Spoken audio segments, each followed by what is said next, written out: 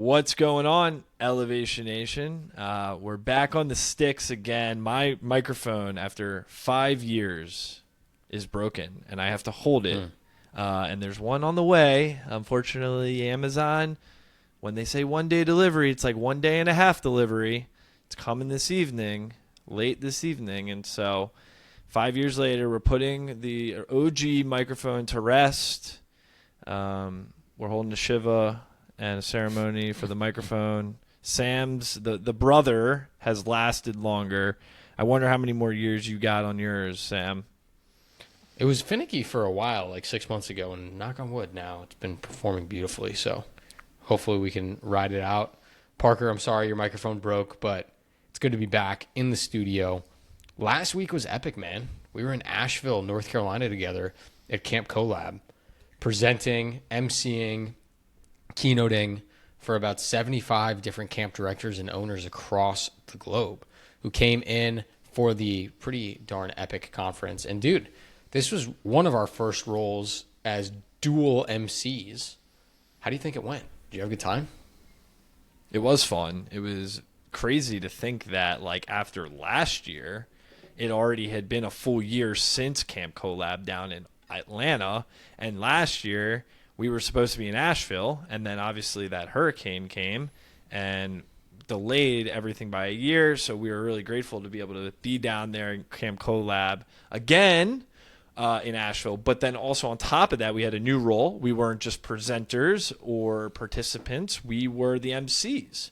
We were what they call it at Camp Collab, the head counselors. So we were throwing it back to the head counselor days. Sam, I know you've never really been a head counselor, but our job was really to provide the energy as well as guide the participants through the week, helping them navigate certain, pieces of what's going to happen at what time and blah, blah, blah.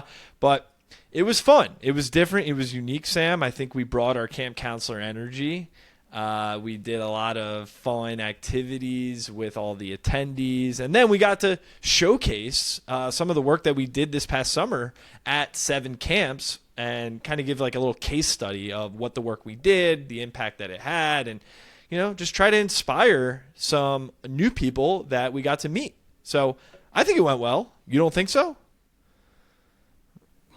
When did I say I didn't think so? Well, you asked me if I think it went well, so I'm asking you back. Did you? That's a weird way to word it. I mean, sometimes I think it went great. You're the devil's advocate of the way I. No, I thought it was wonderful. I thought it was an absolute blast. We had a ton of fun. It was even more fun that we got to bring 2 elevators with us to keynote, providing their context on young people. Donovan Hall came in and gave an incredible speech to close out the entire conference and just brought such great energy. We even played a fun game. I'm not going to tell you the details, top secret. And to kick off the conference, we had another fellow elevator, Danielle Farage like a garage, the Gen Z whisperer, the Gen Z therapist, come in and teach us all about this next generation, about friendship.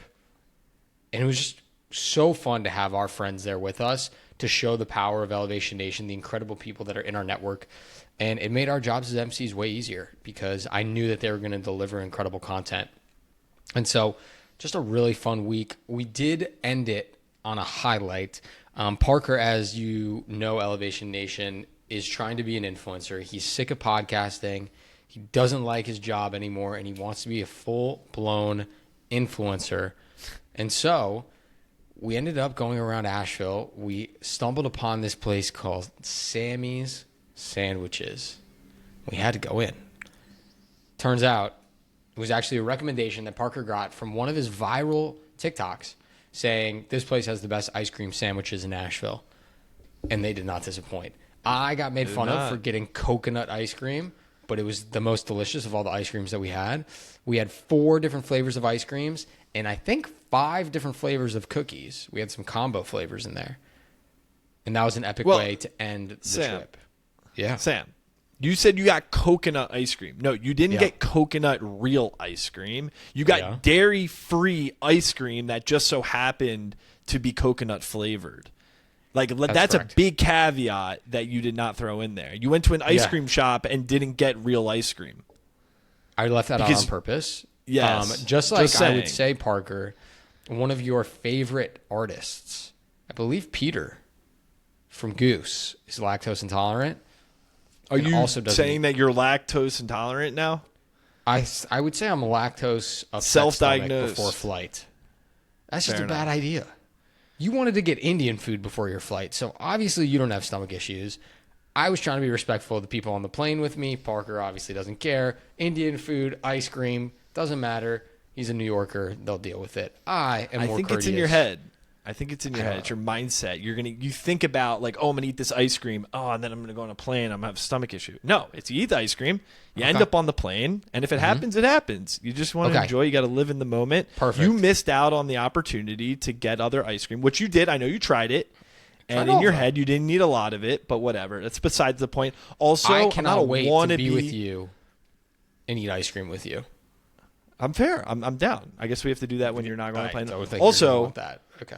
I disagree with your fact that I'm a wannabe influencer. I am not an influencer. I'm not a wannabe influencer. I'm a guy who's just sharing my story on social media.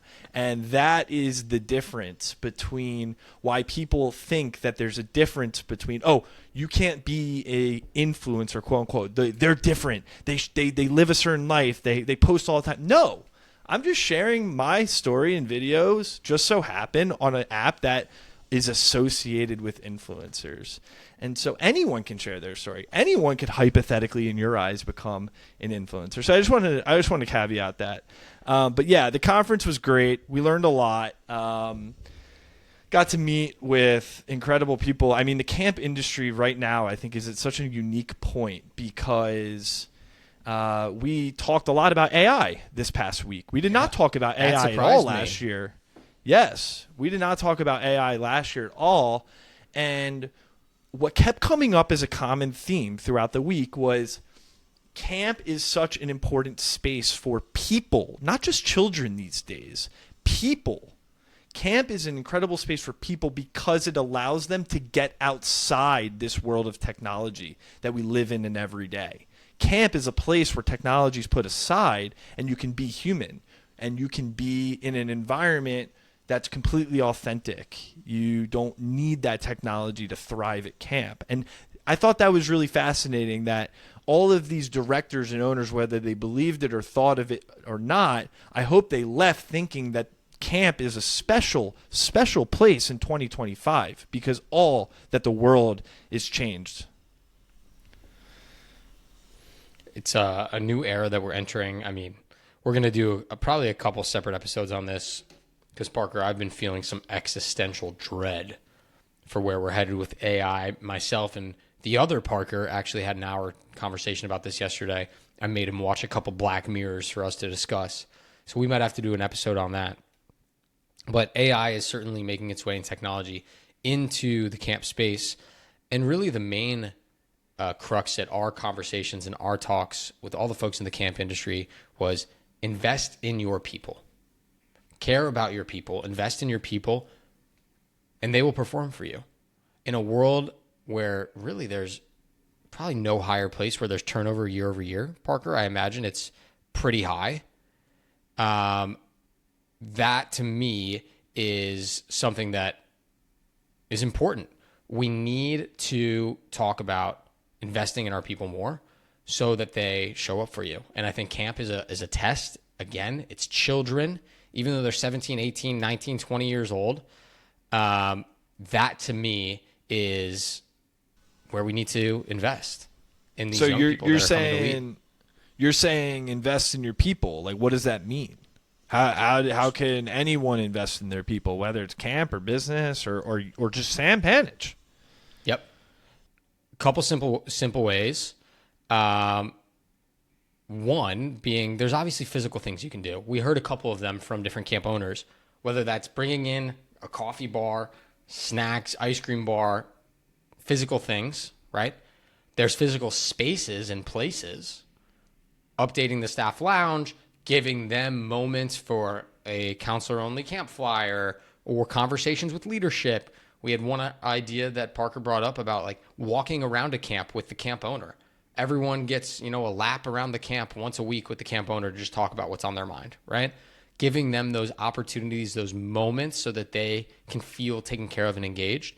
And then, of course, investing in their mindset through professional development, whether that's bringing in Elevation Nation to come talk with your young people or giving them books, tools, resources, other speakers so that they can have those conversations to help better who they are at their core. They will work harder, they will work smarter, and they will be empowered with the tools to make you have a more successful summer. I love what you said. I think there's the actual like physical, tangible things that you can bring that show that you're investing in your people. But I think the one big thing, and I think we were trying to highlight in our case study and some of the conversations that we had is, yes, it's good to bring physical things or people to discuss those things. But the number one thing is around creating that culture, creating that idea that it is okay for you to not be okay, but this is a place that we're going to help you grow. And letting people know that this is a space for development is very, very important.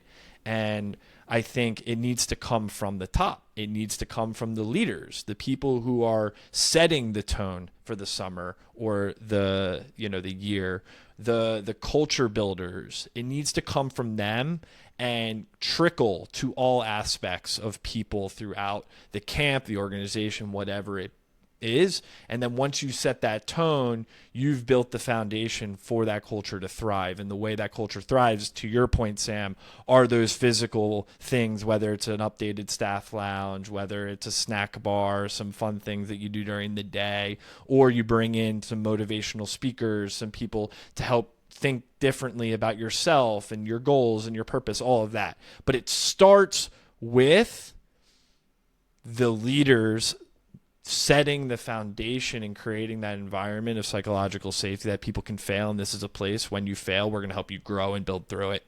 And then over time, you have people who are, I think, better off because their environment allows for that growth. So, I mean, Sam, we've had so many conversations with so many amazing people. And if you're listening and you're at Collab and we got to hang with you, shout out to you. We enjoyed that conversation. I think Sam and I, when we debriefed that night, we shared the same room. We were debriefing every single night, and we were just so fired up to be able to meet so many, not just people who are the best in the camp business, but the people who are driving what's forward in people development, whether that's a camper, a staff member.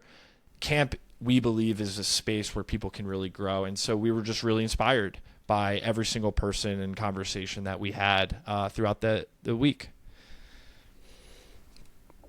Can't wait till next year. Elevation Nation. Until next week. Peace.